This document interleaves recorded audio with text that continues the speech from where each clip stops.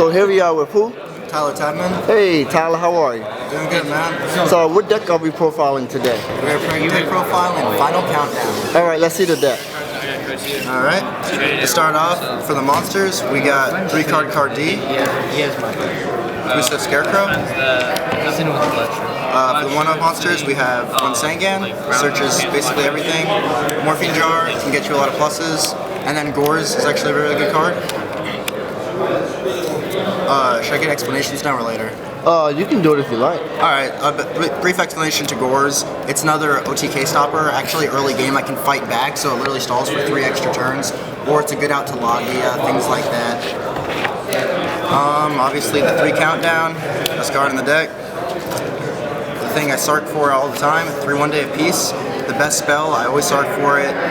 Your opponent doesn't really mind it, but it's basically a +1 for you because you get a card plus a battle phase skipped. It's a really good card, basically a +1. 3 Sarks, you need to get the countdown quick, and if you don't get if you already have countdown, just go for the 1 day. And then obviously 3 Upstart, and then increases your opponent's life points, which is a good thing. We'll get to that in a sec. 3 Duality. And then Dark Hole. A lot of time they'll just go all out versus countdown. You have the Crow, Wabaku, anything, you know, your deck is all stall. You just Dark Hole them and like, oh, I'm back to top decking. And then also get out to Logia, Bouncer, things like that. Onto the traps, we have 3 Threatening Roar, 1 turn stalls, 3 Wabaku, 3 Thunder Ruler, and 3 Frozen Soul. A bit of explanation about these cards. So Thunder Ruler you have to use in your opponent's standby phase, but they actually skip their battle phase, which Threatening and Wabaku do not do. And then Frozen Soul, if you have 2,000 or less life points, your opponent skips their next battle phase, so this is actually chainable in the end phase or on your turn. So it's another out to end phase MST. It does take a bit of thinking to play the deck, honestly, because you have to account for things such as MST or Geki Break like that. Otherwise, you're just going to get straight up OTK'd if you don't have the Scarecrow. So sometimes you have to double set, in which case you set Thunder Ruler and you set Frozen Soul, which is really good if you fear MST. Set them both, and then because sometimes if you set like Wabaku Threatening Roar, they'll like heavy and you can only chain 1, dang, I minus. If you set both of these, you can go, or standby phase this, they Scrap Dragon, heavy, anything on the Frozen Soul, you chain it and actually stacks. So this battle phase is skipped and the next battle phase is skipped. And that's the ruling. I did that multiple times. I skipped up to people's three battle phases at once. And then one of the most broken cards in the deck. I know I said almost all of them are, but this is truly an amazing card. Hope for an Escape. You pay 1,000 life points, and then you draw 1 card for every 2,000 difference. So you have Upstarts, you have the Final Countdown, which is auto 2,000, and this pays 1,000. And even half the time, I let them attack me. For example, if I'm at 4,000, they attack with BLS. Sure, I'll take it. Attack per game, not 4,000, 41, because I need 1,000 to pay. Scarecrow that, and then you flip this up. They're at like 9, 10k. You draw 4 cards off of it. It's a really amazing card. I drew 1 minimum, and then I usually drew 2 or 3, and a few times I drew 4. I mean, big problem is having too many cards in hand. And then onto the side deck. Most relevant things are just 3 MST and heavy. 1 second. And these were just for Decree, because the deck auto beats pretty much everything, destroys Chaos Dragon. So as long as you get rid of Decree, you're gonna win. And then for Dino Rabbit, you have the 3 Lava Golem, and this is also good for in time. And then the rest of the deck is just for time.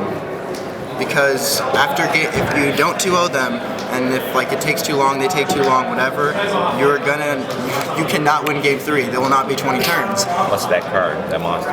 Oh, this is Golden Ladybug. So this is a really good card. You can reveal it in your standby phase, gain 500 life points, and every card you play is a turn 1 stall. So every turn you're gaining 500, so it does like more for the burn aspect than these ever could. Like these won me every game that was in time basically. So this won me a game round 4 or 5 versus Chainburn actually. I beat Chainburn. Game 2 we sided into Insectors and I won off like Golden Ladybug was up to 14,000 life points. And then game 3 we went into time and I had 2 Ladybugs and a Secret Barrel and that sealed it.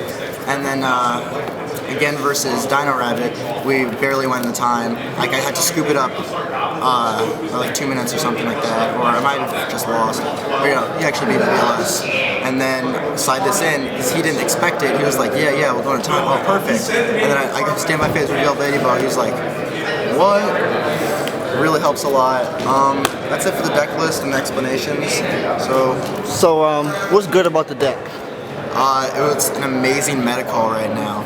Like the top decks are Heroes, Rabbits, and the biggest one right now though is Chaos Dragons. And I actually played 6 or 7 Chaos Dragons, and I think I 2-0'd all of them but one. Really great matchup. There's nothing in their main deck that can stop it at all. And in the side, the only thing they have is Decree, which I put in MSTs and Heavy, and that pretty much seals it. The only thing it really loses to is random rogue decks like Samurais and Karakuri. I mean, sometimes it just happens. I could actually beat Chainburn, and I make sure to account for that, win in time, so it's a great meta call. That's what's really good about the deck. What's bad about the deck? What's bad is Rabbit opening really well.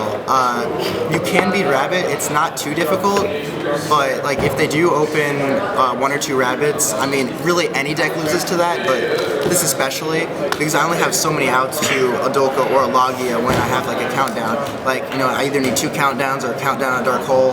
So if you have 2 Logia, I mean, you just have a match, and that's when I really rely on Lava. Is there anything else you want to say? Yes, a bit. So just really want to thank my friends in Kansas City and my team, like Trey Massengale, Wesley Carter, Josh Turley, and Kevin Ward. I want to thank everybody there who helped me. Jesse Showed, shout out to him. He gave me the idea. Literally this Wednesday at my local, I was playing in Zectors. I'm like, you know what? I really want to play this. He's like, you should play Final Countdown. He won Argentina Nats. I'm like, really? He's like, yep. And then just plopped down a bunch of commons and rares. So I gave him an idea to play it. I built it, and here I am. Shout out to, who else do I want to shout out to? Good friend Don Bousman, definitely helped me top of GKs again. Scrub Deacon Cook, I guess he's alright guy. One of my favorite girls, Haley Marble, and that's all I really gotta say. Thank you very much. Thanks, guys.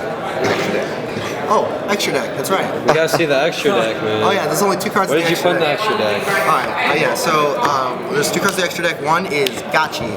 I literally never summoned it, but here's the situation that it could possibly happen. I guess there's only 2 situations.